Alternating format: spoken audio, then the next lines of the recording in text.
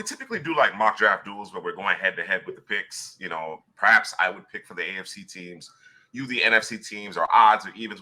This time around, we're going to do something a little bit different, a little bit of a twist. We're actually going to do our own individual mock drafts, but at the same time. Why don't you get us started? Well, this is easy for me, man. We're going to take the best player in the draft, Marvin Harrison Jr., to the Bears. This is actually the Carolina pick, unfortunately for them. Things are going in the wrong direction for them. But for the Bears, we're going to get Justin Fields. He's on the squad. He's not going anywhere. Whether coach is fired, GM's out, doesn't matter. We're going to stick with Justin Fields. He's heading in the right direction. He's on an upward trend as far as I'm concerned. And so we're gonna give him a big-time elite weapon, the best player in the draft, the best receiver in the draft, arguably for some. We're going to go with Marvin Harrison Jr., first pick overall. Unless Justin Fields is simply on fire over the next few weeks and the team continues to show improvement. They've shown improvement, but like really rally behind Eberflus.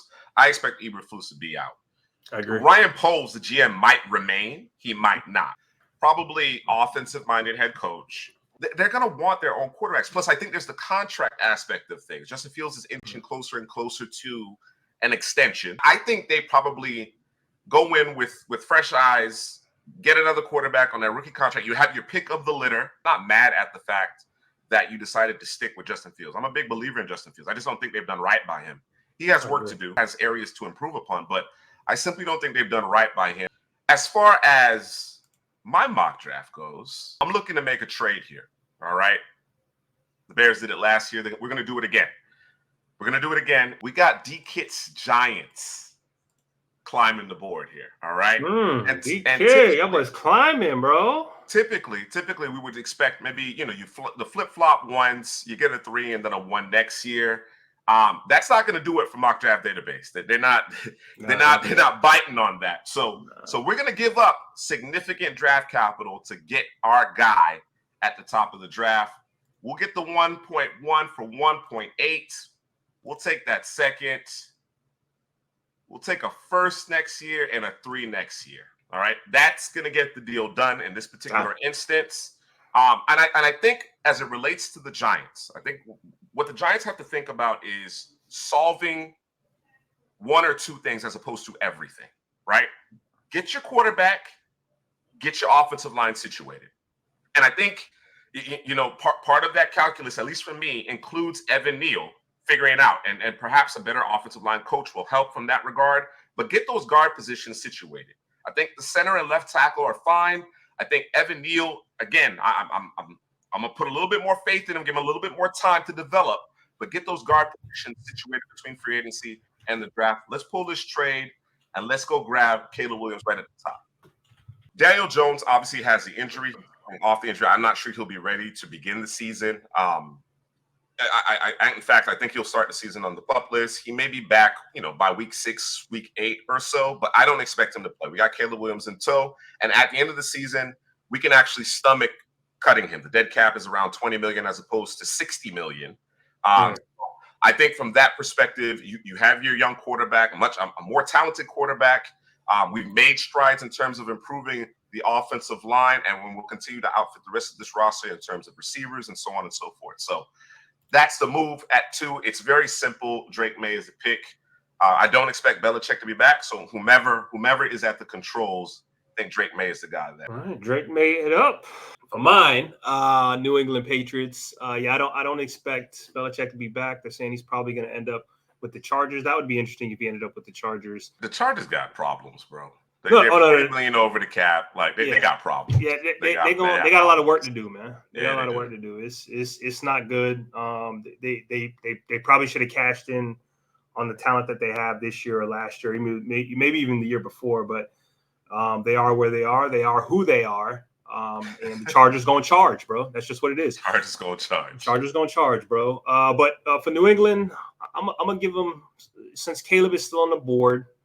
I think I went Drake May a couple of different times with New England, so I'm gonna do something a little different. I'm gonna go Caleb Williams here, give him a little bit more spice. Somebody can move around a little bit more in the pocket, extend plays, especially if we can't get a receiver here. Obviously, we gotta do the right thing in terms of the quarterback position, because your boy is not getting it done. And so he's just not. It is what it is. But we're gonna get us a Caleb Williams here, man.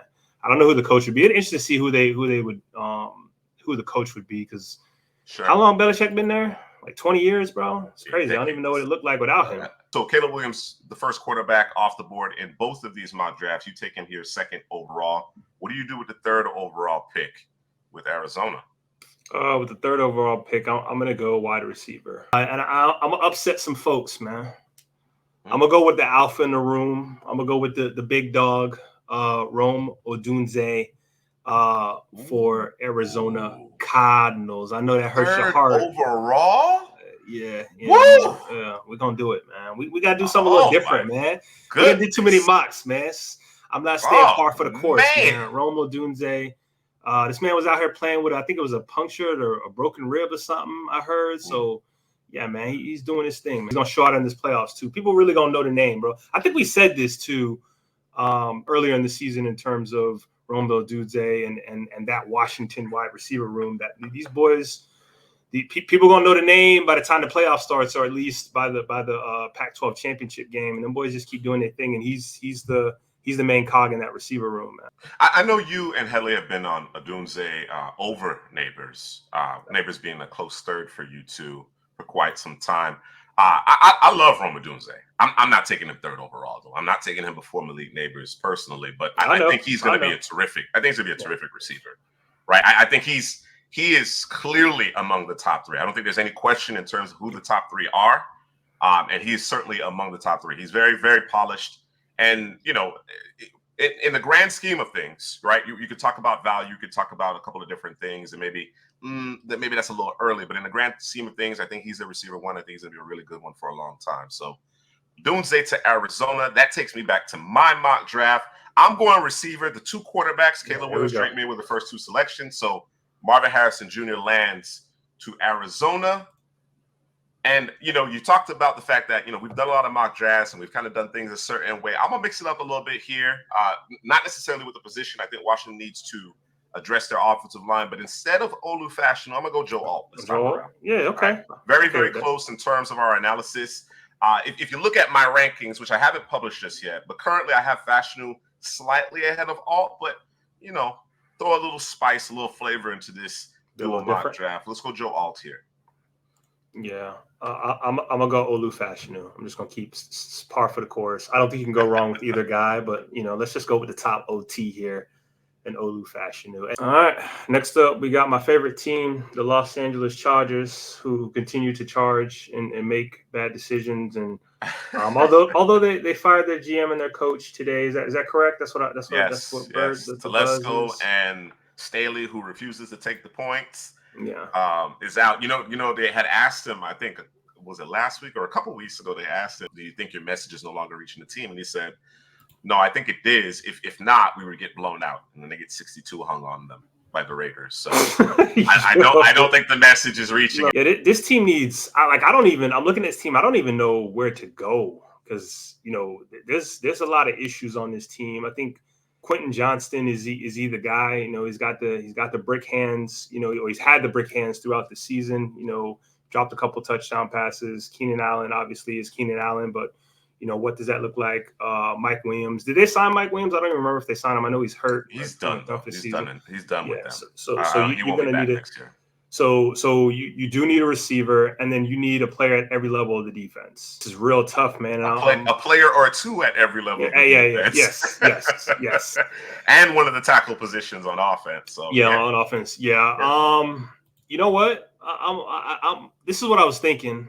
As you were talking about your draft, I think I'm going to go with the top versatile edge player in Latu. Yeah. I think last year they hit with Thule, and I think this year we're gonna hit with Latu, man. Is a guy who we love, and he's a guy who can rush off the edge, outstanding hands. He's got the best hands in the draft. That goes for receiver, that goes for corner, that goes for any position that we talked about. Offensive line, he got the best hands in the draft, and he can play out in coverage, man. You can get cute with him on the outside linebacker position. So I think this is the guy here for them. It's a match made in heaven as far as I'm concerned. So let's lock it up and lock it in. I'd really like to go corner, but it's the value, man. It's the value for me. Yeah, I'm not passing on Latu for a corner. You got to think about it. Khalil Mack, I'm sure, there's some obscene contract numbers. I mentioned, Yeah, it's gross. $40 million over the cap. Mm-hmm. There's going to be some changes. Khalil Mack won't be there after the 2024 season, the 2025 off season. Joey Bosa probably won't be there. So you're going to need pass rushers. Your aging pass rushers have struggled to stay healthy, and in some instances hasn't been as productive. We went from Melvin Ingram and Joey Bosa and then Khalil Mack, and then now you see Father Time catching up, and they haven't necessarily – they didn't get it done during that window, right? They had a lot of talent, but obviously couldn't get certain things right. Guys can't stay healthy, so on and so forth. So there's going to be significant change. There's going to be really, really significant change in Los Angeles among the Chargers. I'm up next, and I'm gonna follow suit here. I think it's an easy decision. Latu, my top defender in the class, top edge rusher. We just mentioned it. We just talked about the changes that we're anticipating for the Chargers. He gets you started in the right direction for sure. All right. And then that takes me to the Bears. So obviously I traded down. This is actually the Bears pick. Traded down to 8 with the Giants. Giants take Caleb Williams first overall. Here at 6, I'm going to secure, perhaps the best tackle in the class, right? Again, whether or not you like Fashanu, whose athleticism is kind of, what kind of tips the scale in his favor, or you prefer Alt, who's a bit more physical, a bit larger. Fashanu, I think, will play very well. Franchise left tackle here in Chicago. I ain't mad at it. Well, you know what I did with my first pick? We seen Justin Fields on the Squiddy squad. We didn't trade out. We got Marvin Harrison, best player in the draft. And so we got to do the right thing in terms of surrounding our quarterback with protection, right? If you're going to give it to Marvin Harrison, you need just a little bit of time to do that, right? And who do I have on the board here? Offensive tackle, I got Joe Alt sitting here for us, nice and pretty. Teams are looking to trade up right now. We're not willing to do that. We're not willing to take this chance. We're going to take our guy here, Joe Alt, to lock it up. Yeah, lock it up. Let's go. All right, man. Next up, we have the New York Jets. And this team could use a quarterback. They can. They could use a tackle. They also could use a wide receiver to pair with Garrett Wilson. And this is assuming that obviously Aaron Rodgers comes back. I'm talking about him coming back this season. And the Lazard project. Is Randall Cobb out there too? No. You can't. Don't add him into the calculus. Okay. We brought a bunch of guys over for Aaron Rodgers, guys he wanted there. Obviously, he's not playing, so it's not necessarily working out. Yeah, I got to do the right thing, man. I got to go Malik here with Garrett Wilson. That's disgusting. It is disgusting. It's filthy. And it's filthy, or as mom would say, disgusting is what mom would say. We're going to do that, man. That's going to be a problem for any team that's going against this team here in terms of Garrett Wilson, Malik Neighbors, guys who get the ball in their hands and they can do damage after the catch. It's going to be filthy nasty. You got Aaron Rodgers throwing him the football, man. And it might have Aaron Rodgers stay a little bit longer, man. Play a little bit longer for the Jets, man. You know what I'm saying? That might do it. Yeah. That might do it. You know what I mean? So we'll worry about the O-line in the second, third round, man. We'll figure it out. That might do it. I actually have an opportunity to do it as well. And I agonized over this prior to us going live. Garrett Wilson was my top receiver coming out in that particular class. Neighbors is damn near my top receiver. I can't give him the edge over Marvin Harrison Jr., but I have him closer than I think most people do to the top receiver in this particular class. I decided to go in a little bit different direction. And Mr. C. Prasky, D-Kit, they might give me a hard time, but I actually like it. Because you know how I feel about the depth at the receiver position in this particular class, even though we're talking about Malik Neighbors. So it really just kind of depends on the day. But I'm going to go Brock Bowers here, man. I'm gonna go Brock Bowers. They haven't really gotten anything out of TJ Uzama. I know they got your boy Conklin, and he's solid. He's a good player, but I think Brock Bowers offers just a completely different element at the tight end position. Jeremy Ruckert has struggled to stay healthy, and of course he's getting acclimated. Brock Bowers comes in, really helps you passing game, as would Malik Neighbors. I just want some more size. I want some more size. I want to create some matchup problems here, so I'm gonna go Brock Bowers to the Jets. I like it, Ryan. I'm not mad at that. All right. Which takes me to the Bears pick, as I mentioned before, traded down with the New York Giants. So here we are in the 8th hole, and lo and behold, Malik Neighbors is here. We got our franchise tackle. I got Fashanu at 6. At 8, I'm going with Malik Neighbors. I'm going to pair him up with DJ Moore. We talked about, doing what's right for Justin Fields. Yeah. I think DJ Moore, Malik Neighbors, Olu Fashanu, Darnell Wright is certainly a huge step, a seismic step in the right direction for Justin Fields in Chicago. Yeah, I like it. All right, man. All right.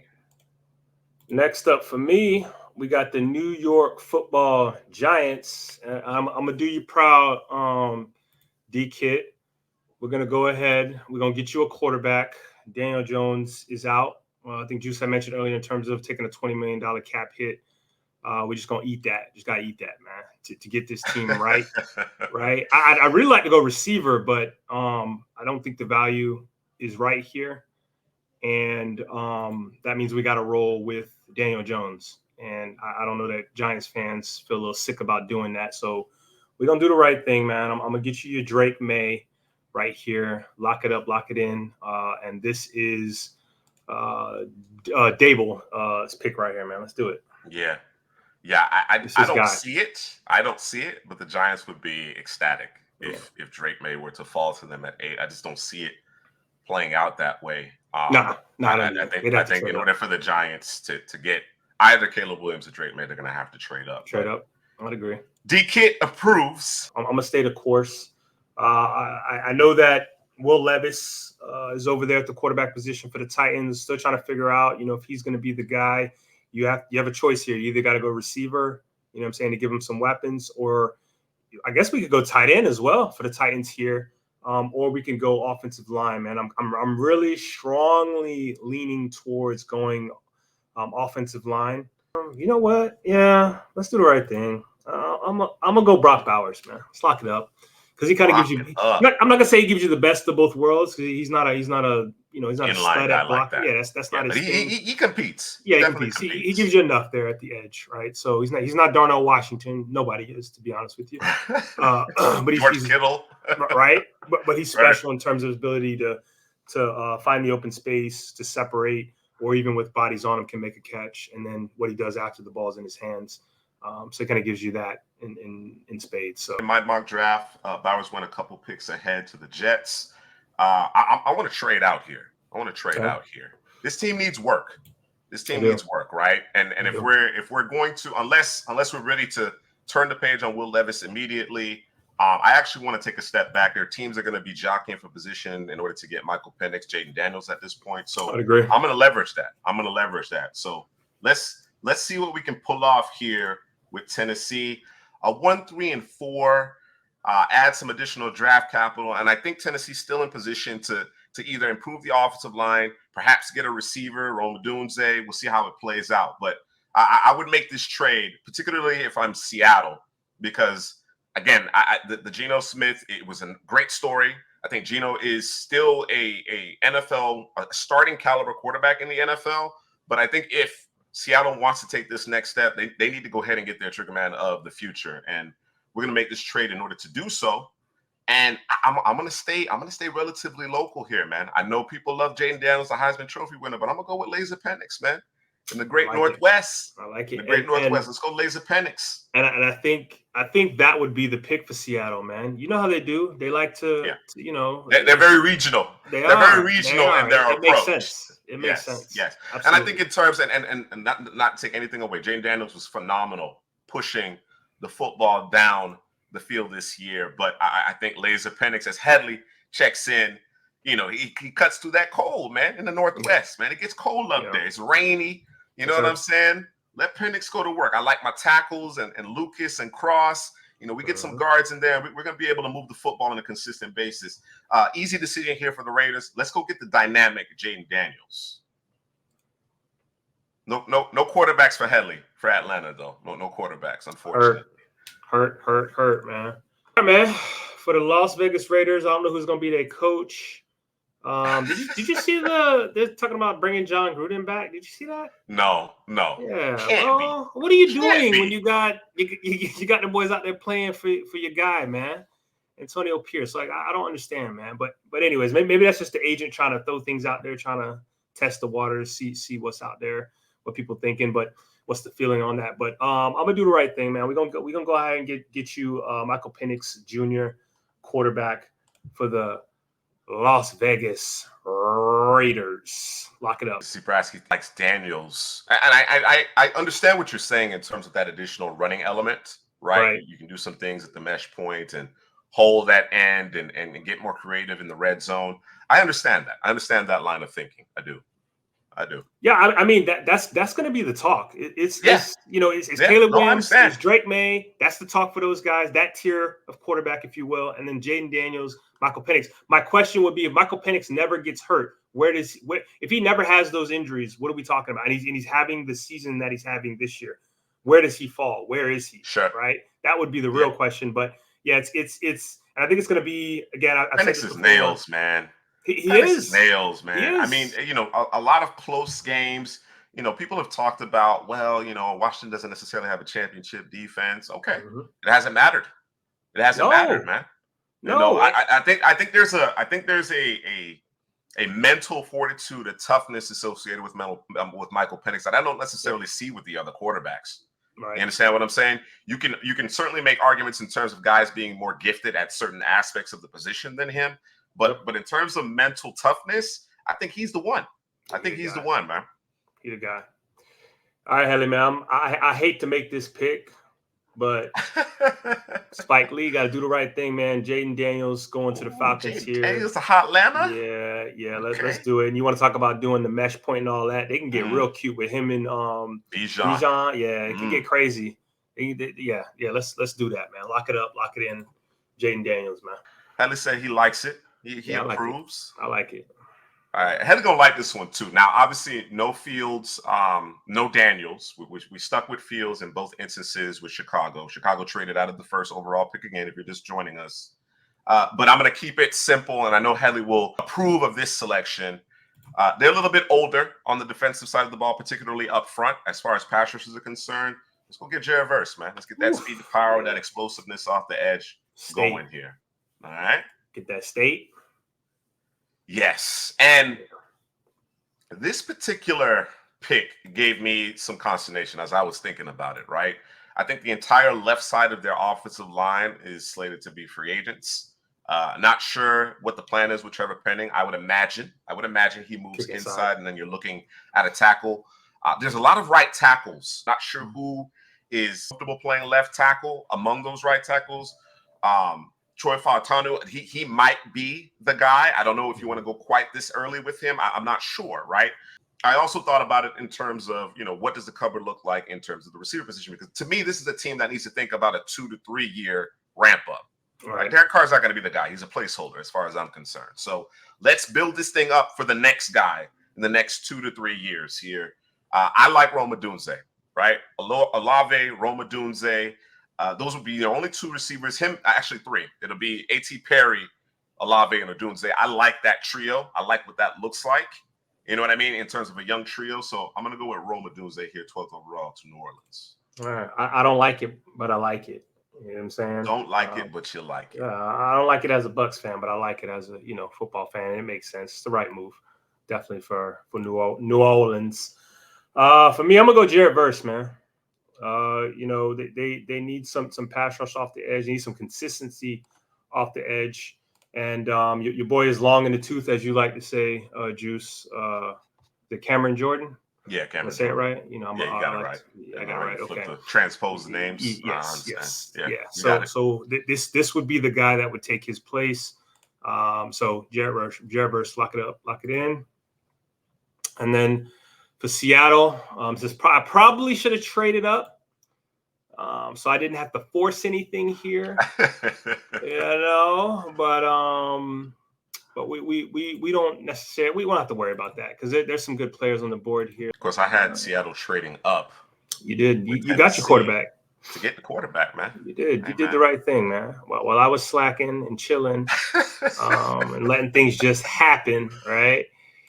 Bradley said, no Knicks. No Knicks. Oh, no, I wasn't going there. I wasn't even thinking about quarterback. Johnny Newton from Illinois, clog up that middle, get that pressure. You can get cute with them, play them outside. So you'll be able to play some games up front. So let's go ahead and get us a Jazon Newton for the Seattle Seahawks. All right. So Verse and Newton were your last two selections. I got Tennessee on the clock here. Of course, this is associated with the trade down we just mentioned. Seattle trading up to get the quarterback. And I think Tennessee is in a good position here, right? The assumption is we're going to continue to move forward with Will Levis. We'll give him a full year to really demonstrate what he's capable of. Let's protect him. Let's protect him. J.C. Latham right here staring us in the face, man. So that's the selection here. Easy one for me. All right. And with the Rams on the clock next, I'm going to follow it up. I'm going to follow it up with his teammate on the other side of the ball, Dallas Turner. I mentioned it before. Going into the season through summer scouting, we wanted to see more. We wanted to see some additional pass rush moves, secondary, tertiary moves. I've seen it. Of course, the hammer, the speed to power is really where he makes his hay. And of course, he has really good hands as well, underrated hands. But I've seen another layer or another level of pass rush out of Dallas Turner. So I've been impressed with what he's done. Rams need to improve every level of their defense. So Turner's the pick here. Los Angeles Rams. For these guys, see here, I think I'm going to roll. These guys could use a corner. The corners they actually have started off the season really strong, and I think they've kind of cooled down since then. And I know obviously they need an edge. They actually need a guy next to Aaron Donald. And you know what would be interesting is if they went out and if they went and maybe traded up for Jazon Newton. That would be interesting for this team, but I think it makes them a little small inside. Think so?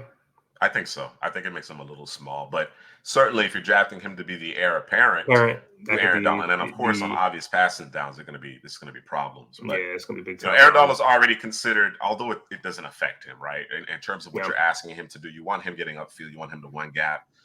He's considered an undersized interior defensive lineman. Plays all over the line. He plays 5 tech. You would never know, bro. You would never know. He's special. He's special. I think Johnny Newton flashes some of that ability, just not on that level, clearly. Right. And of course, my big thing with Johnny Newton is he can absolutely play 5 tech. He can play 4-eye. He can do a number of things, but I really want to see him play 3 technique. 3 technique, shoot the gap. Absolutely. Use that quickness. Use that quickness and make plays on the opposite side of the line of scrimmage. Yeah, Kobe Turner is balling out. He is balling out. They did such a good job. They did such a good job this past draft, man. I don't recall a day 3. We're talking like Legion of Boom Seattle day 3 type draft. Ozzie Newsome in his heyday, in his bag day 3 type draft, man. Like they did a really great job. They didn't have a choice though either. No, it had to work out. They had to nail it. Absolutely. We're gonna go with Dallas Turner here, man. Okay. Edge, Alabama. Pair him up next to Aaron Donald. Let's go to work, man. Let's go to work. All right, then we got the Arizona Cardinals. First pick, we went Rome Odunze. Third overall. We got the alpha in the room, man. I'm trying to give them love, man. Trying to pick people on it. They're gonna find out in this playoff, man. He gonna ball, bro. They're gonna find out in this. People will be critical of the value, but he gonna ball, right? For sure. Yeah.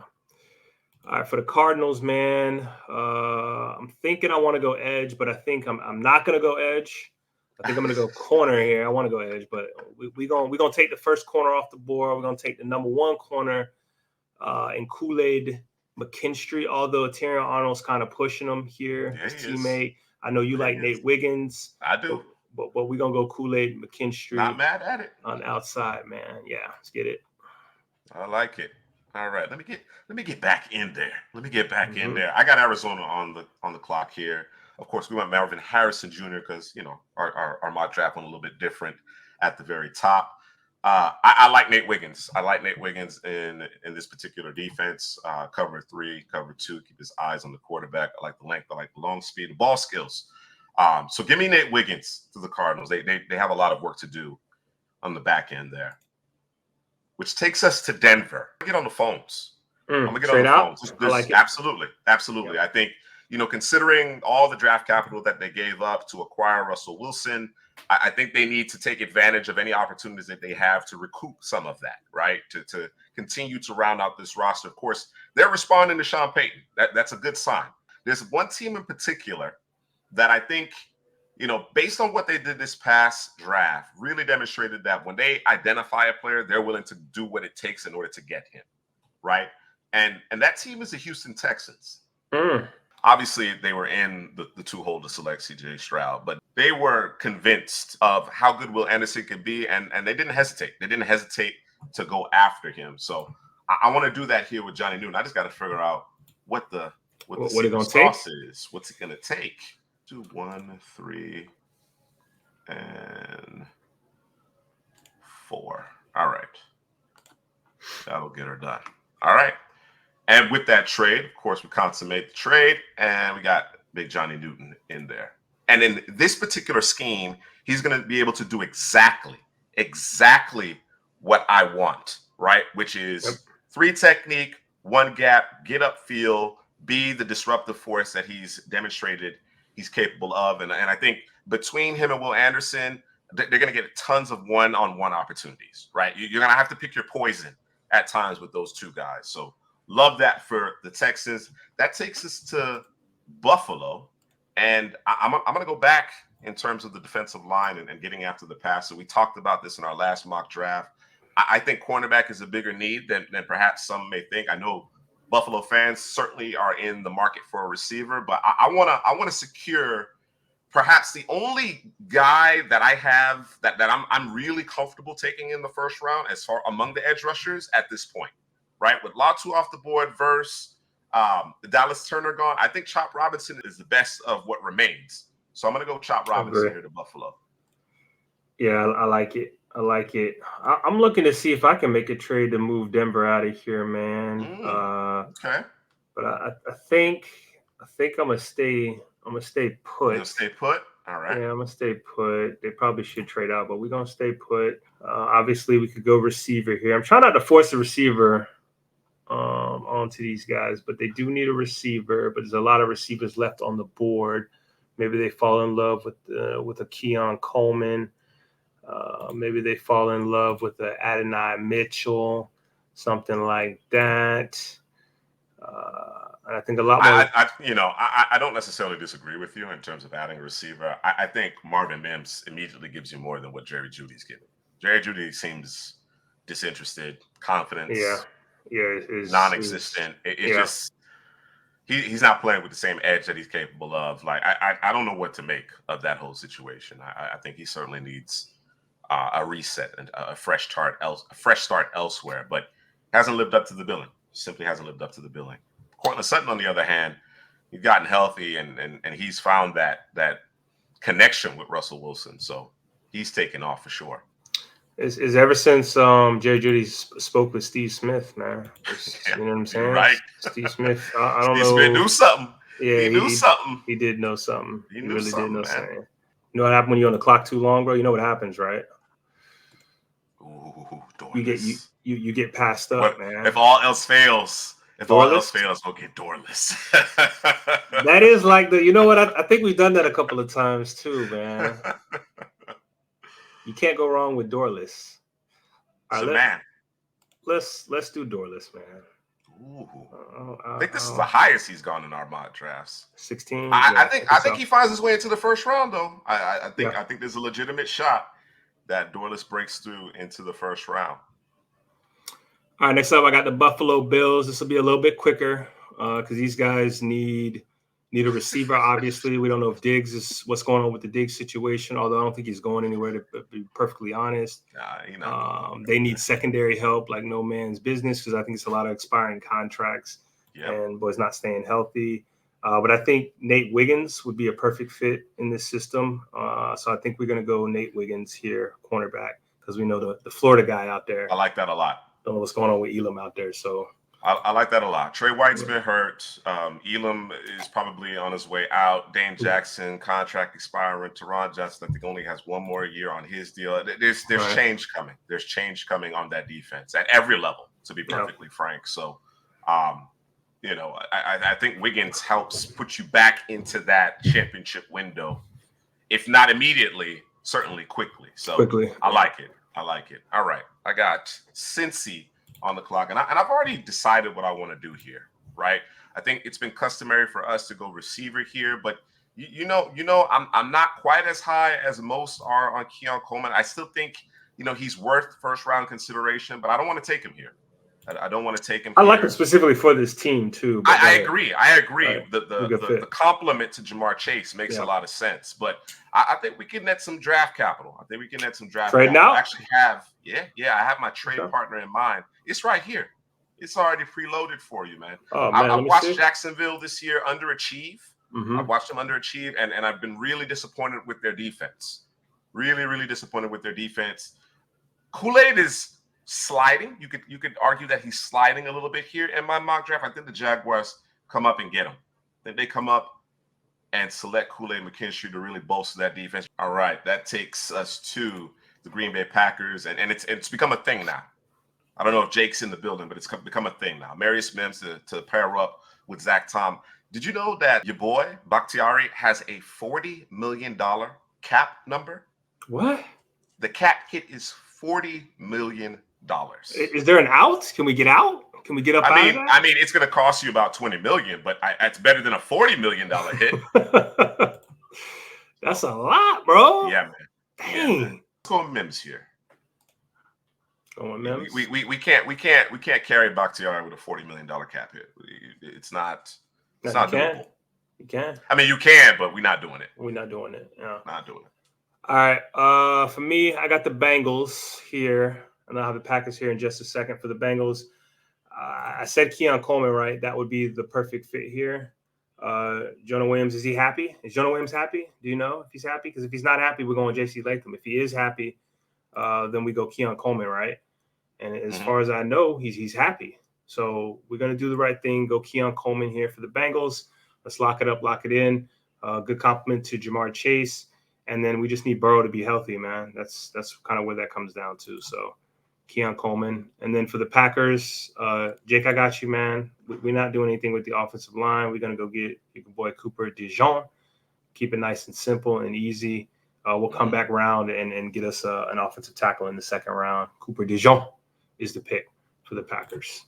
You know, D-Kid, I'm bouncing back and forth. I'm bouncing back and forth on these two. I haven't settled on one over the other.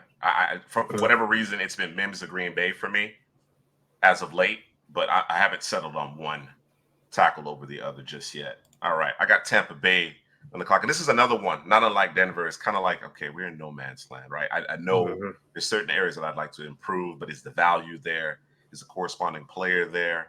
I was really taking a close look at your offensive line, and if you're expecting Ryan Jensen back, I really do think that allows you to push Stinney back into a reserve role, and you got a good vibe there at that point, right? So I started looking at the defensive side of the ball, and certainly edge is a need, but do I like the value? Not a ton here.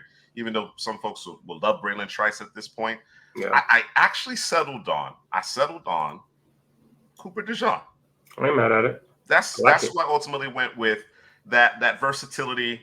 Add another player to that secondary. Of course, you've had some injuries this year. If you got DeJean and Winfield as your safeties, I really like that pair. And of course, the Bucs faithful, of course, they'll be thinking about John Lynch and very very different player, obviously, but you know how that goes. Yeah, I know. Right? So, they think about it. Savvy Piscatelli. You know what I mean? He was come on, bro. What are we doing? It's having an all-pro season, and Antoine Winfield, man. But listen, you know how many picks he's dropped, bro? Pick sixes he's dropped. I mean, that's what they're gonna do. They can compare him to the white dude. That's what the Bucs are gonna do. That's what they do with all the white safeties. Is they compare him to John Lynch. All right, that takes us to Indy. Man, Indy needs a corner. We're not doing no Bo Nix, bro. By the way, Jim Leonard. knock it off, bro. I actually like Jim Leonard. I like Jim Leonard. I think Jim Leonard was a solid player. Better than Savvy Piscatelli for sure. All right, Indy's been hurting for a corner. The argument will be, well, whether or not Terrion Arnold is a good fit for the system. I think he's perfectly fine. I don't think it matters what system he's in. He becomes cornerback 1 in Indianapolis. I like it. All right, man. Back with me, Tampa Bay. We are going to go. I was thinking Chop Robinson, but he doesn't necessarily fit the system that we're running over here. We're not going no damn Bo Nix. Knock it off. Kids asking you about Baker, man. You riding with Baker? Is that your guy? Depends on where they finish. So Exactly. yeah, it That's my just depends thought on where they finish. process. Yeah, if Yeah. they finish, towards the bottom, made the playoffs, maybe won a game or so, won a division, then you roll with Baker. But if it's a situation where the wheels fall off the bus, um, You need to be aggressive. you got to Try be to get one of aggressive. those top four. Yep, Yeah. that's what you're gonna have to do, Yeah. right?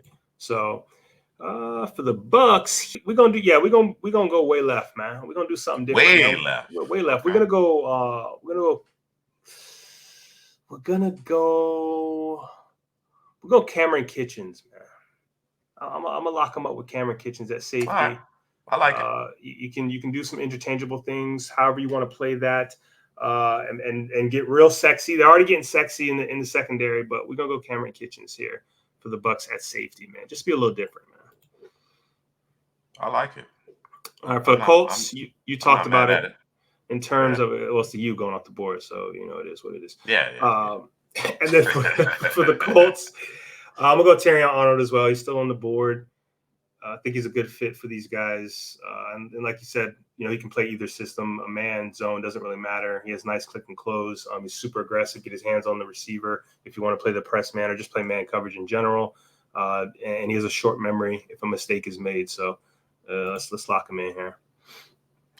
Hicks is a good player too, D-Kid, as you mentioned. I'm not sure if he's coming out. But Yeah, I he's don't a think good he player. is. I don't think he is, as far as I remember. Yeah. I'm going to go Cam, though. I like Cam more than both of them. So call it high. You know what I'm saying? It might be a little biased there, but, All right. I'm going to go with Cam. Give me Cam. All right. All right. Minnesota on the clock. And this is where it's as dirty as it makes me feel. This is where I would consider Bo Nix, right? I've talked about it previously. I think in this system with Kevin O'Connell, I think Bo Nix would actually be a pretty good fit in terms of what they want to do offensively, him operating that offense. Of course, he has developed very well throughout his tenure at Oregon. But I'm gonna try to bolster this defense, an improving defense under Brian Flores. I want to bolster it. This is a bit of an upside pick, right? The production hasn't necessarily always matched the actual talent. I think in some instances he's been played out of position. In this particular instance, he's going to play my 5 technique, and when I go 4 down lineman, he'll be a 3 technique. And I think under those circumstances, Leonard Taylor, we should see best football out of him coming at the professional level. So give me Leonard Taylor here to Minnesota. I'm mad at it. I like it. All right. And with Pittsburgh on the clock, it's a simple decision for me. Fuaga, that's going to kick Roderick Jones to left tackle. And now we're good. We're good at the tackle position here. We're physical, and we're going to keep Kenny Pickett upright. Hopefully Kenny Pickett can put it together. But certainly I feel really good about the offensive line now with Fuaga in the fold. All right, man. So slide on back to me. We got the Minnesota Vikings, and right here, we are not going Bo Nix. We're going to roll the Kirk Cousins train to the very end till he gets us fired. Till he gets us fired. It is what it is. We're going to go Chop Robinson here because I think Danielle Hunter, I think his contract is up at the end of this year. Yes, if it's not, he has like another year left. So it's, yeah. That's coming to a point. I think he's going to be a free agent. I think he's going to be a free agent. Yeah. There you go. So Chop Robinson here for the Vikings, and then for the Pittsburgh Steelers, I'm going to go J.C. Latham here. That works too. And like you said, kick Roderick Jones over to the left, and let's roll out, man. We got the Broncos on the clock. Of course, we traded down. The Texans moved into the 16th spot. We took Drazon Newton, like him as a 3 tech right here. We recouped some draft capital that we ultimately lost in the trade to acquire Russell Wilson. And I think you still have a good smattering of players here on the board to select from. We talked about improving that down line. I actually think they could stand to add a Dorless type, right? And I believe you took Dorless in your mock draft. I'm going to go with T'Vondre Sweat, though. I want a big nose tackle who actually gives me a little something in terms of the pass rush as well. Teams are starting to transition back to more gap running schemes. So the 2 down guy, if you want to pigeonhole him as a 2 down guy, I think he could still be worth a late day 1, early day 2 pick. I like him here. I like what Denver's doing defensively. I think they just need to round out their down line, and I think Big T Sweat goes a long way to doing that. All right. And that takes me to Kansas City. Their troubles at the receiver position have been well documented. Keon Coleman staring me in the face, but like I said, I'm not quite as high on Keon Coleman as some others. And I think in terms of what Kansas City is looking for, they're looking for more speed. They're looking for more speed. I think there's a guy, I mean, Xavier Worthy, obviously, ton of speed. Adonai Mitchell can get vertical. Brian Thomas clearly can get vertical, but it's Xavier Legette for me, man. Yeah, it's Xavier Legette for me, man. I get the Worthy part, but those drops continue to plague him. And they already have those types of guys. I know that's what they like, but they already have those types of guys. I want some more size. I want a guy who could be my X. I want a guy who could be my X. Let Rashee Rice continue to work as that big slot. You understand what I'm saying? As Kelsey transitions out, I like a Legette Rice combo at the top, and then we can add more of those Kadarius Toney, Sky Moore types around that. You understand what I'm saying? So give me Xavier Legette, man. That speed is what Kansas City is looking for. I like it. I ain't mad at it. All right, man. Houston Texans. I'm going to go with Leonard Taylor here from the U. Sheldon Rankins, I think this is last year of the contract. They got a bunch of void years on that too. So I think he slides right in, perfect fit for the Texans here. And he can play that 3 technique, that penetration. That's what we've been looking for from him. So hopefully we'll see that. And then Kansas City, I'm doing the same thing you did, man. I think we only have 2 picks that are the same as far as I remember. To this point, this point, I believe so. It's going to be Legette, man. Guy who get the ball in his hands, make the magic happen, keep Patrick Mahomes from slamming his helmet on the ground and crying about people being offsides, crying about a penalty that actually happened. Right. Right. So, and he's mortal now. He's mortal, bro. Patrick Mahomes is mortal, bro. It's time to get him. This is the time to get him. It's the time to get him. I think if Legette continues to build on what has been his best season at the collegiate level, he could be special. He could be special, right? You can't teach that size and speed, and he's not a linear guy. I think that's what they have currently. In terms of Justin Watson, for example, that's the guy that they use to kind of take the top off the defense. Legette can make plays at every level, right? Short, intermediate, and deep. You know what I'm saying? There's a looseness in his hips. He can get in and out of his breaks. Certainly some more refinement to come in terms of route running, but I like it. I like it with that offensive mind of Andy Reid, a quarterback who can extend plays and obviously put the ball wherever he wants it. I think that would work well. I certainly believe it would be a lot better than what they currently have at the receiver position. D-Kid, I'm not mad at it. I'm not mad at Corley. That is a guy. That is a guy. If they decide to go in a different direction, I think Corley might be. Yeah. I wouldn't be shocked if he works his way into the first round. There's probably going to be a couple of organizations that really, really like him, but early day 2 is where I kind of have him pegged currently. All right. Cincy on the clock. Okay, we traded down. Our receiver's still sitting there. You talked about pairing Keon Coleman with Jamar Chase. You like that combination. It gives you a big red zone threat. Of course, that receiver room is a little bare after Jamar Chase. Let's go with Keon Coleman here.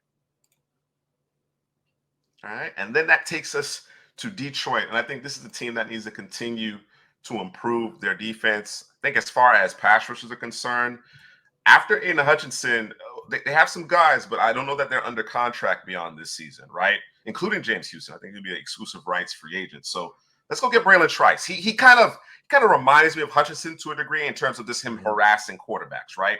He may be a little bit limited in terms of what you can do with him, but in terms of him moving forward and getting after the quarterback, affecting the quarterback, I think a bookend to Hutchinson works well here in Detroit. So give me Braylon Trice in Detroit. All right, man. For me here, I got the Jacksonville Jaguars with 26 pick overall. You talked about in terms of them boys need corners in the worst way. But I'm a forego that, man. I'm a forego.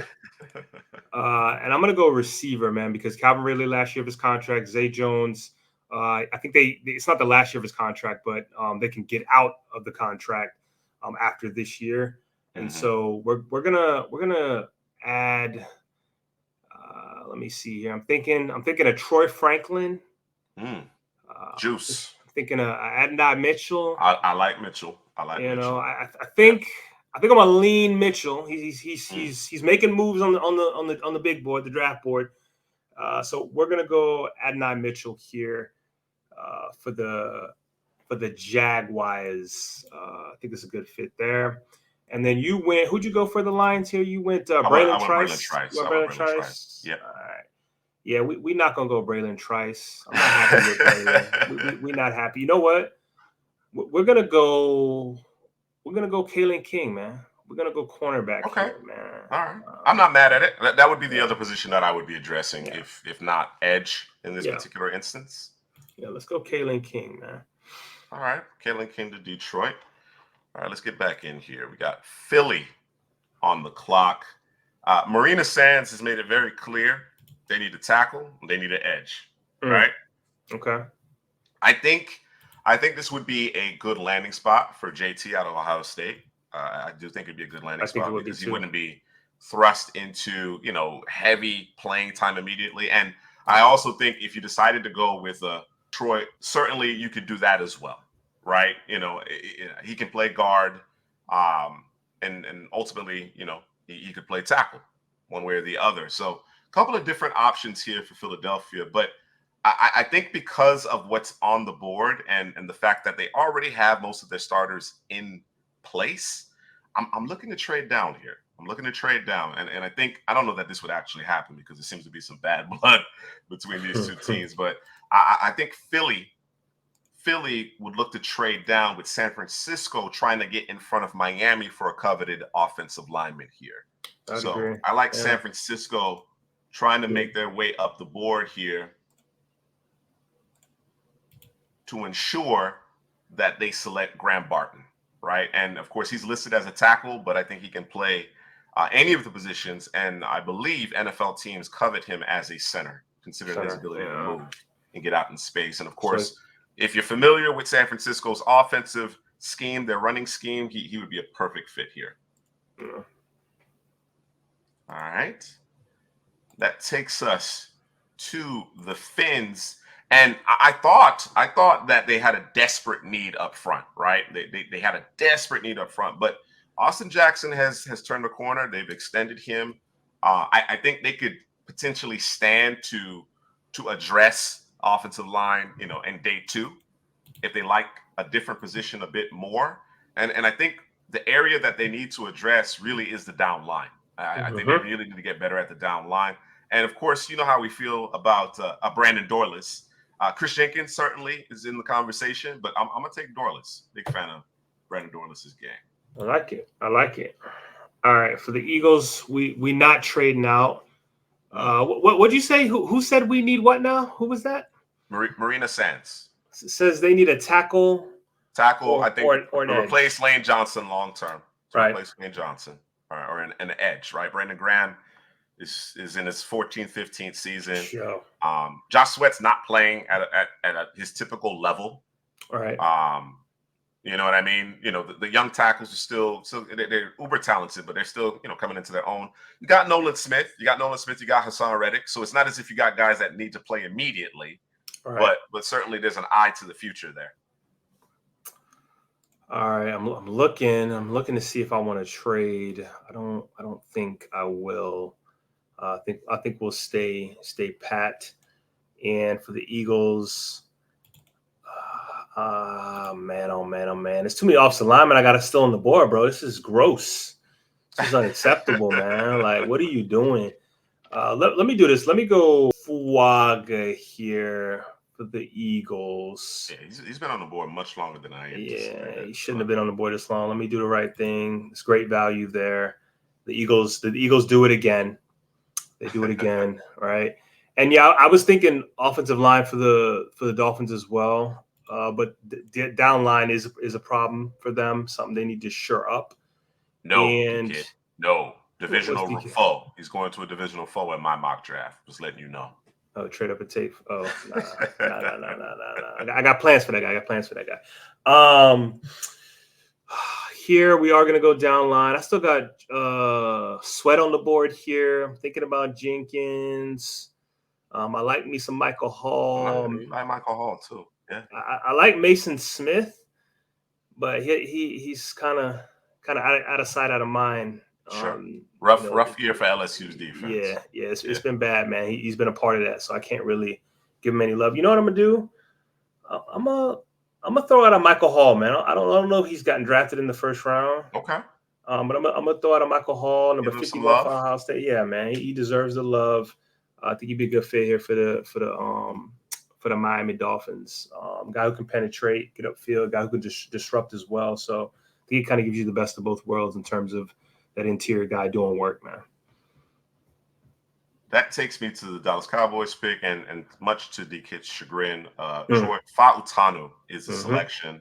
We're going to start him out at tackle to replace my guy up there. What's his name? Tyron Smith. If it doesn't work there, we're going to move him inside the guard, and Tyler Smith will play tackle. I'd like to keep Tyler Smith at guard, though. He seems to be really comfortable at left guard. So, and I think Fautanu has the ability to do it at the NFL level. So I agree. Some may not necessarily agree, but I think he certainly has the ability. So he's the pick here to Dallas, followed by Philadelphia. And again, I have a number of tackles that I think, should be considered here. And as far as edge is concerned, JT, again, is that name that stands out to me. There's just been a lack of consistency with him. You know what I'm saying? It just too many valleys in his game. I know he's talented. I expect, he has his best football still ahead of him.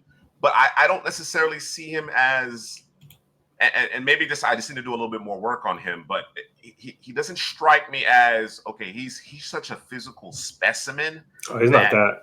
That he's just gonna be, it's gonna be undeniable once he gets good coaching. You understand what I'm saying? I think he's gonna be a good player, but I'm gonna go in a little bit different direction. We actually did this last week. I'm gonna go get my guy Adrian Cooper, man.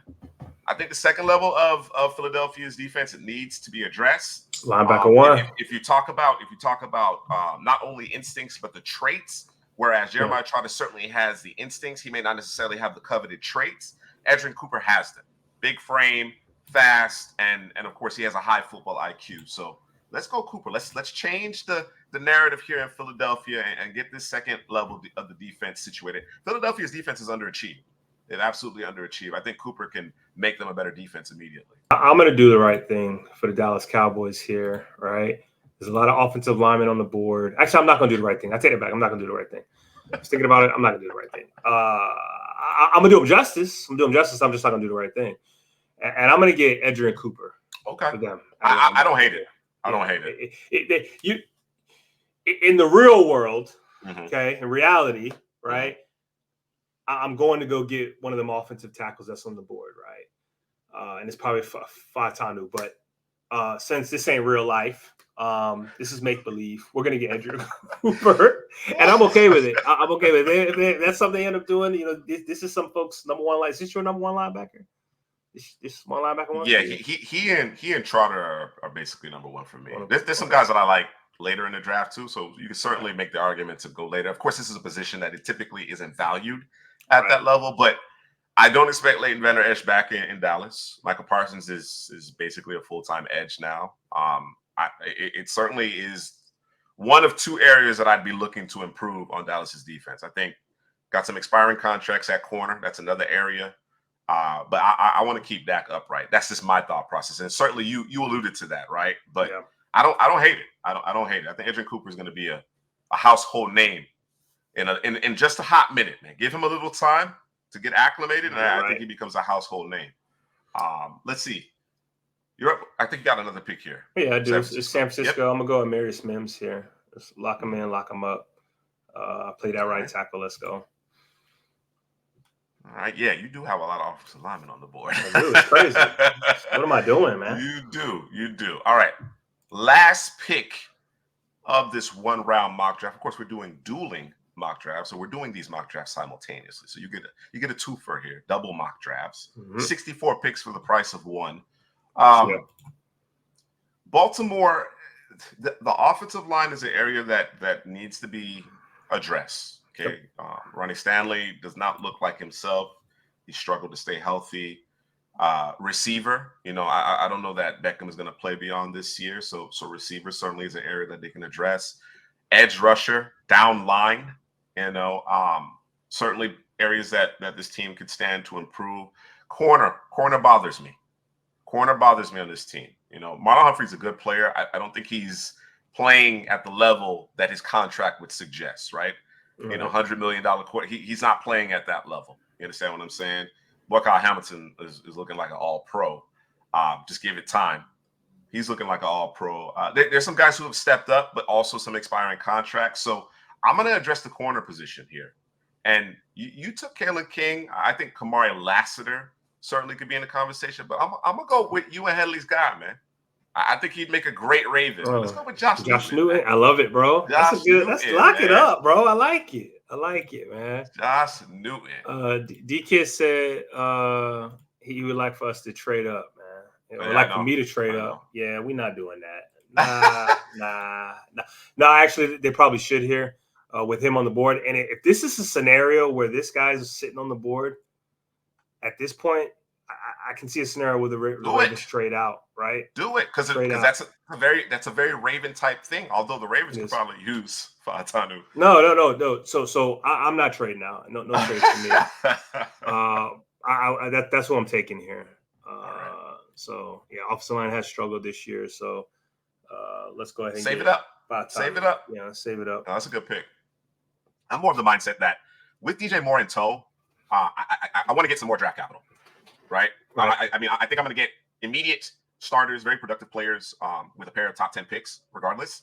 It just really comes down to how strongly do you feel about Marvin Harrison being the top player in the class, right? If I can get a king's ransom because I'm sticking with Justin Fields, then I'm going to trade out. I'm going to let somebody else go grab their quarterback. They're going to have to pay, though. They have to pay through the nose in order to get that quarterback. So I traded down with the Giants here, and they selected Caleb Williams at the top. So certainly understand your line of thought. But again, if I'm not taking a quarterback here first overall, somebody's going to have to pay me a king's ransom for that first overall pick. Ski mask and shades, bro. Yeah, man. Absolutely. Absolutely. Team has a lot of work to do still. Oh, yeah. All right. Look like you went with Caleb Williams here, second overall, followed by a bit of a surprise, Rome Odunze. Not so much that you have him as a receiver, too. I'm familiar with your game. You know what I'm saying? So I know you have him receiver, too. I just didn't anticipate you taking him that early. The question mark there is trade down value. Yeah. The value, right? Yeah. It is a big need. It is a glaring need for the Cardinals, but certainly the value is a question mark. I, of course, went Drake May second overall, and then, of course, Marvin Harrison Jr. falls into my lap there. So what do you think about Joe Alt over Olu-Fashanu? I'm not mad at it, bro. I mean, I understand it. That's possibly could happen. If you'd have told me earlier in the season, I would have told you wrong move, right? But Joe Alt has he's lived up to who we think he can be this season. Olu, again, you talked about in terms of him being at the top, and when you're at the top, right, you have nowhere to go but down, right? Yep. So if you take a misstep, you slip, you miss. Everybody's looking at it like it's the end of the world, right? And there's people looking to knock you, right? They was doing the same thing with Will Anderson last year. Look at him, dominating, bro. So they absolutely did. But nothing wrong with Joe Alt here. I can see people going the other way. It's what flavor do you like, right? So All right. Well, in your stead, you went Olu-Fashanu, which again I completely understand. I'm not going to knock it. I think the fifth overall pick is the first pick that we were synced up. Latu. We've talked about it extensively in terms of the work the Chargers are going to have to do. Of course, they fired their head coach and the GM. $40 million over the cap. It's not as if they're devoid of talent, but they got a lot of work to do. They got some bad contracts. They got some players who are on the backside of their careers. You're not going to see the best football from those guys anymore. So there's certainly some work to be done in Los Angeles. But Latu goes a long way to fixing your defense. Let me ask you here, obviously not knowing what you're going to get. Would you trade out here if you're them? I think you have to consider it. As quarterbacks, you have to consider it. It really depends on what you would net in a trade, but I think you absolutely have to consider it because there's a lot of work to be done, and a lot of it has to do with the fact that you just have a bad cap situation. Right, and you need wax at it. You need rookie contracts, cheap contracts, relatively cheap contracts to work with in order to rehabilitate this roster. So it certainly needs to be, they certainly need to consider it. Of course, we have Alt and Fashanu flip flop. Seven with the Jets got interesting, right? You ultimately went with Malik Neighbors pairing him with Garrett Wilson. That's probably the best receiver duo. Malik Neighbors hasn't even played it down in the NFL. It's probably the best receiver duo in the league. I decided to go with Brock Bowers, and the reason why I went with Brock Bowers is because I think he just offers a different element. And you know how I feel about Garrett Wilson. Not that I don't love Malik Neighbors, but now I feel about Garrett Wilson. So I have Brock Bowers, just to give you a different look. Make it a little bit more a different challenge. I shouldn't say more challenge, but a different challenge for opposing defenses there. Of course, Malik Neighbors goes to 8, so I get the receiver, right? Whether you go Marvin Harrison early or you get Malik Neighbors a little bit later, I don't think anybody's gonna bat an eyelash at that. And of course, if Justin Fields doesn't get it done with two excellent bookends at tackle and those two receivers, whether it be DJ Moore, Marvin Harrison Jr., or DJ Moore and Malik Neighbors, then of course you have your answer there, right? The next big move here for me was Seattle trading up with Tennessee. Seattle identifying the quarterback that they covet and going to go get him. So with Will Levis flashing obviously ability, he's always had the physical tools. It's really what's going through his head, right? What kind of coaching he's getting.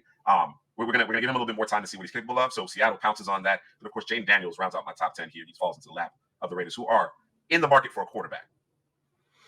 Yeah, man. You see what I did there. Malik Neighbors, like you said, with Garrett Wilson, lock that up. Aaron Rodgers over there probably stays a little bit longer. And then you got Drake May going to the Giants. Daniel Jones' project is over and done. We'll eat the $20 million, move on.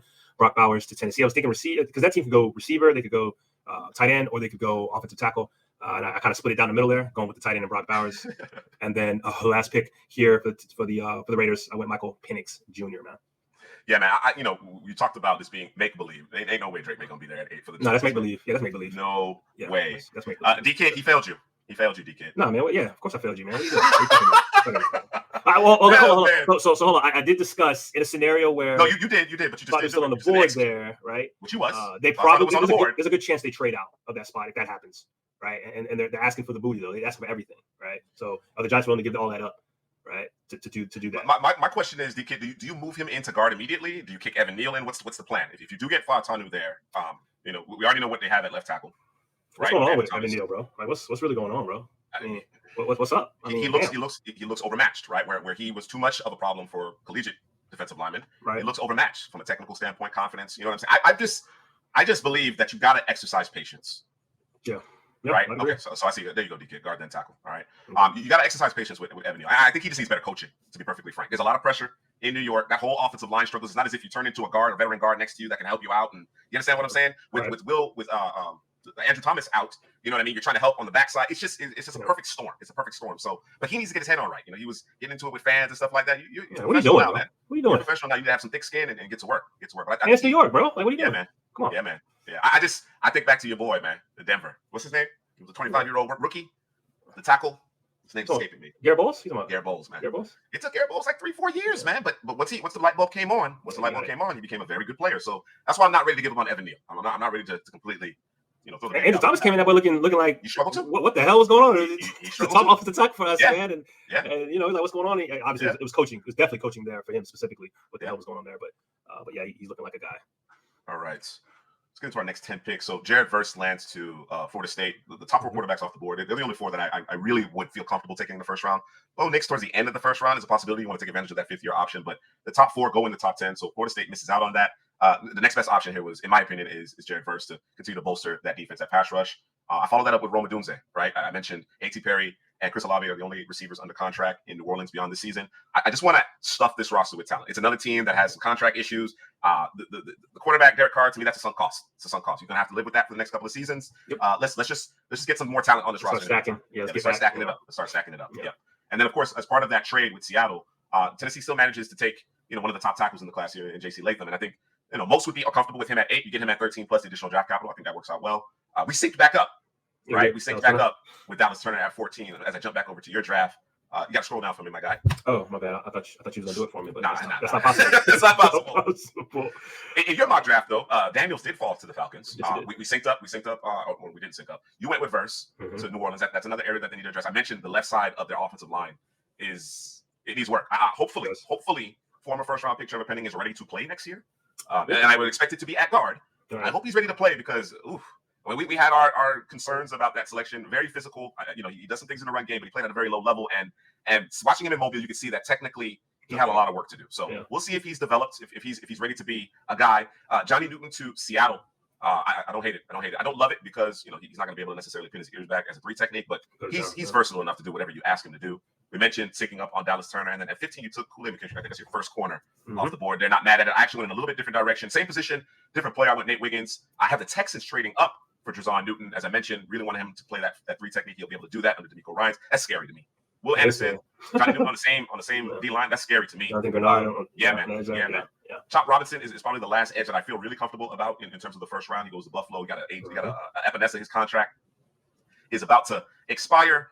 Von Miller's legal situation, although he's playing right now, I don't know how that's going to also play. Plus he's longer in the tooth. You know what I mean? Gregory Rousseau, I wish he would put on more poundage to that frame, play inside, but we'll see what happens there. I think you can never have enough guys who can affect the passes, so we go Chop Robinson there. I have the Jags actually trading up for Kool-Aid McKinstry, right? I've been really, really disappointed in that defense, right? It's not as if they haven't put draft capital and free agent dollars into it. It's just that they have underachieved. They've underachieved on the back end. I think some of that is because they're not really generating a pass rush outside of Jonathan Allen, but certainly can stand to improve at corner. And then Amarius Mims and Cooper DeJean round out my top 20. You can see Terry Arnold there at 21 as well. The Colts definitely need to find their cornerback, lock down at least one of those corner positions. Yeah, where we stop at for me, I think we start at door list there. We got Nate Wiggins, need that corner position. The boys hurting. Buffalo Bills really bad. I know you went edge there, so it makes sense.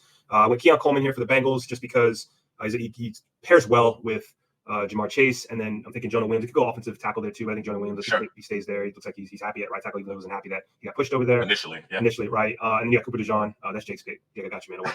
You know, could have went offensive line there too. I probably should have. You know, the CPGM ways to build in the trenches. I probably should have went offensive tackle. There was plenty on the board to go there. But you know, sometimes you just want to go left or go west, and Cooper DeJean. So. And then I got Cameron Kitchens here for the Bucks. Can do the interchangeable safety thing back there with Antoine Winfield. The Bucks is kind of in a weird position, picking 20 here. Not sure, based on what was on the board, what works in terms of a fit for them. So I kept it safe when Cameron Kitchens can't go wrong there. And then like you did with the Colts, you went corner. I just went with you went with who you went with? We sunk up there. Okay, we sunk up there. And Terry Arnold. So yeah.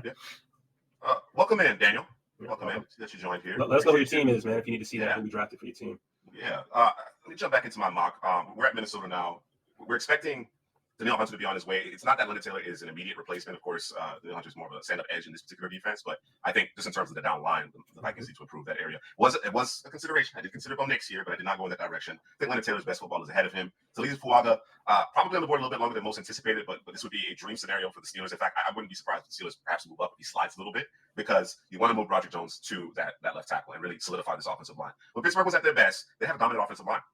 Right. Most recently, when they were a very explosive offense, the Killer Bees, it was in part, of course, they had a lot of talent, at the skill positions, but they had a very good offensive line, and they need to get back to that here. I went big to Vondre Sweat. Of course, there's going to be people who feel like he's more of a 2-down player as opposed to a 3-down guy who can affect the passer. I think he has some pretty good pass rush upside. I don't expect him to be, 7, 8 sacks. I'll take 4.5, 5 from him, and him be a dominant run defender. You know what I'm saying? But with that odd man front, I want him at the nose, just making it hell on guards and centers, man. 2-3 guys got to block him every play, and he still makes a play. You understand what I'm saying? So I really like that with improving Denver's defense. Xavier Legette, I believe we synced up on this one. There's some volatility here. There's some bust potential because only one true year production, but the production was phenomenal. Yeah. And you cannot teach the size speed combination that he has, and it's not linear speed. It's short, intermediate, and deep, as I mentioned earlier. He can do it at all levels. He, to me, and the reason why I took him prior to Keon Coleman, you see Keon Coleman to the Bengals. I do like the pairing with Jamar Chase, so I made it happen just a little bit later in the draft. Leggett has a better shot of being the primary weapon in your passing offense. Agreed. Right, and I value that more. You know what I mean? I think he could be the go-to guy in a passing offense, assuming he puts it all together like he did in his final season at South Carolina. Excited to see him in Mobile. I mentioned Keon Coleman pairs very well with Jamar Chase. We know that the Bengals have work to do in terms of the receiver room after Jamar Chase, a lot of expiring contracts. And then Braylon Trice to Detroit. And then I'm going to let you jump back in there, Drew. Yeah, let me get back over here. Where did I stop at? Oh, I'm on the Vikings. So I went Chop Robinson here, talked about Danielle Hunter being on the out there. So just slide in Chop Robinson. Let's get it going. And obviously with this the scheme, I don't know if he'll still be there, by the way.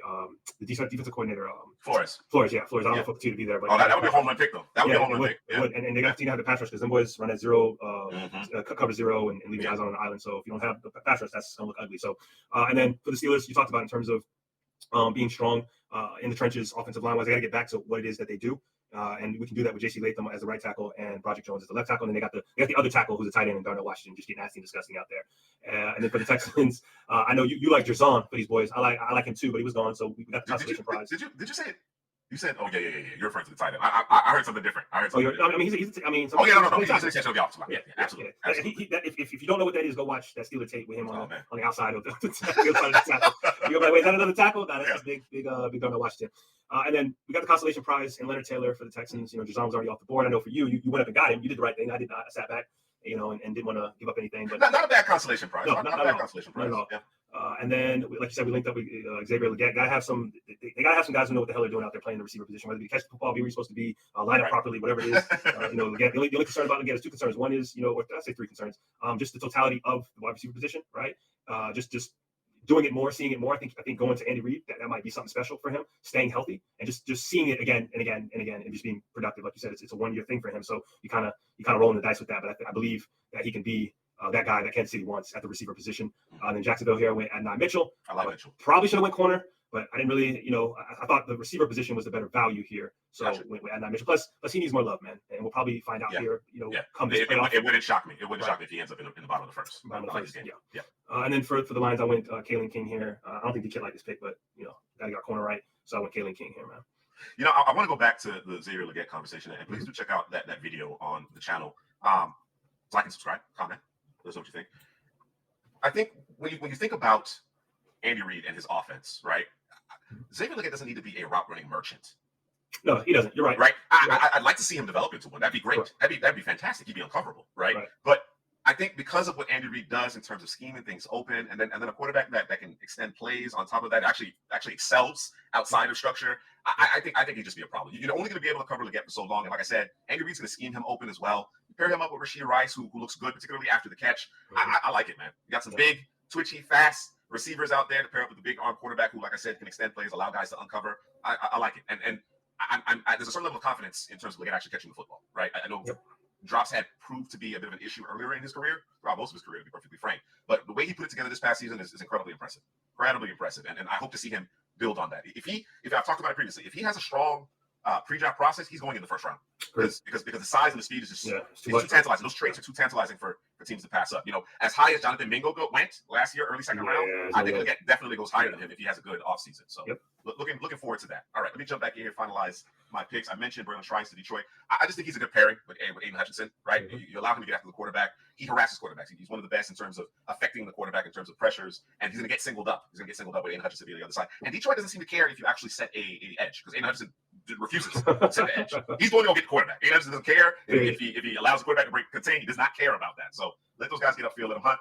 I had San Francisco trading up to get Graham Barton. I think it's an area that maybe people aren't paying attention to because San Francisco has been so effective as of late, but they need to improve their offensive line. I think Barton, it's hand and glove type of situation. His skill set for what they want to do in terms of their outside zone and having athleticism along the offensive line goes a long way. I make this trade because I want to get in front of Miami, because I do think they'll also be in the market for a center. Of course, Barton is listed as a tackle here, but I think NFL teams really would like to see him at center. I pivoted to Brandon Dorlus with the Miami Dolphins. You know how we feel about Dorlus here, Couch Potato General Manager. I don't think it really matters where you line him up along the defensive line. He's going to go just make plays.